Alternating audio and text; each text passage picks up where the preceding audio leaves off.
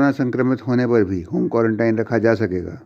इसमें कोरोना को लेकर के एक और पॉजिटिव केस है और वो वही पॉजिटिव केस है जिनकी मदर जो है 2 दिन पहले दिल्ली से ऑपरेशन करा करके जो आई थी, उनका पॉजिटिव आया था। तो उनके क्लोज कॉन्टैक्ट में उनका बेटा था, तो उसको भी उसी दिन आइसोलेट किया गया था। तो उसके रिपोर्ट्स जो है वो पॉजिटिव आए हैं आज। इसके अलावा अब जो आज विभिन्न जनपदों को यहाँ से भेजे गए हैं वो 941 लोग हैं जो अलग अलग जनपदों को भेजे गए हैं। इसमें सबसे ज़्यादा पौड़ी से हैं और ये सारे इंटरनल ट्रैवल हैं। इसके अलावा कुछ लोग जो पंजाब से आए हुए थे उनको जो है फिर हमने आज उनके घरों तक पहुंचाया है। आज के जो corona warrior of the day हैं उसमें डॉक्टर पंकज और डॉक्टर एलिसा इनको कलेक्टिवली दिया गया है। ये कंट्रोल रूम में रहते हैं और किसी को भी जो सर्दी खांसी जुकाम जैसे सिम्टम के लोग अगर फ़ोन करते हैं तो उनको सारी काउंसलिंग करने का काम ये करते हैं और फिर आगे फर्दर जो है अगर उनको स्क्रीनिंग करानी है तो वो काम करते हैं। बाकी सिविल सोसाइटी से ये बालाजी सेवा समिति है जिनको आज corona warrior of the day बनाया जाता है।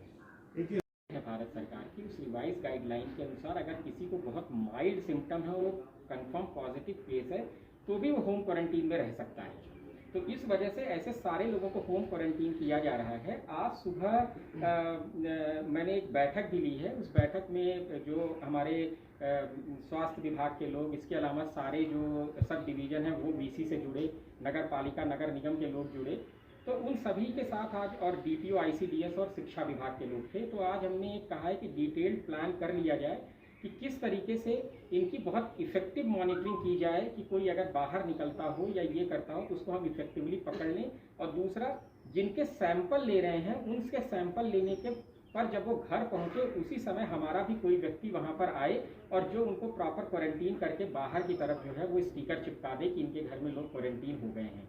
इसमें अभी एक डिटेल एक्सरसाइज आज शाम तक हम इसकी पूरी प्लानिंग कर लेंगे और कल से ये डिटेल्ड एक्सरसाइज शुरू हो जाएगी कि कोई ना कोई हर एरिया किसी न किसी सरकारी जो कर्मचारी है उससे जो है वो कवर होगा, जिसमें वो डेली उसकी मॉनिटरिंग कर सकेंगे। और एक हम व्यवस्था कर रहे हैं कि जितने लोगों को होम क्वारंटीन किया जा रहा है उनकी एक हम सीट भी बनाएंगे जिसके अंदर हर दिन उनसे कब बात हुई है, उनको कब देखा गया है, उनको कोई सिम्टम तो नहीं आ रहे हैं, वो सारी चीज़ें उसमें इंडिविजुअल वाइज जो है मेंशन की जाए। देखिए, जो रेड ग्रीन और ऑरेंज है वो तो केंद्र सरकार जो है उसको डिसाइड करती है, वो हम नहीं डिसाइड करते हैं। दूसरी बात ये है कि वो उस क्राइटेरिया के बेसिस पर करते हैं। ये सिर्फ केस के ऊपर नहीं होता है कि सिर्फ केस है इस वजह से किसी के यहाँ बहुत ज़्यादा केस हो गए, किसी के यहाँ कम केस है तो उस तरीके से ये डिस्ट्रीब्यूट होगा। इसमें ये देखा जाता है कि सर्वेलांस कितना हो रहा है, रिकवरी रेट कितनी है, डबलिंग रेट कितने दिनों में है, ये सारी चीज़ों पे करते हैं। और दूसरी बात जो मेरा अपना ये मानना है कि अगर आप देहरादून की स्थिति को देखें तो देहरादून की स्थिति काफ़ी, मैं ये कहूँगा कि संतोषजनक इसलिए है कि इंटरनल कम्युनिटी से केसेस नहीं आ रहे हैं, बल्कि कोई अगर बाहर से कोई ट्रैवल हिस्ट्री, पहले क्या था वो केसेस आ रहे थे जो ट्रैवल हिस्ट्री थी, जो फॉरेन के कांटेक्ट में, फॉरेन से लौटे हैं उनके कांटेक्ट में लोग रहे हैं।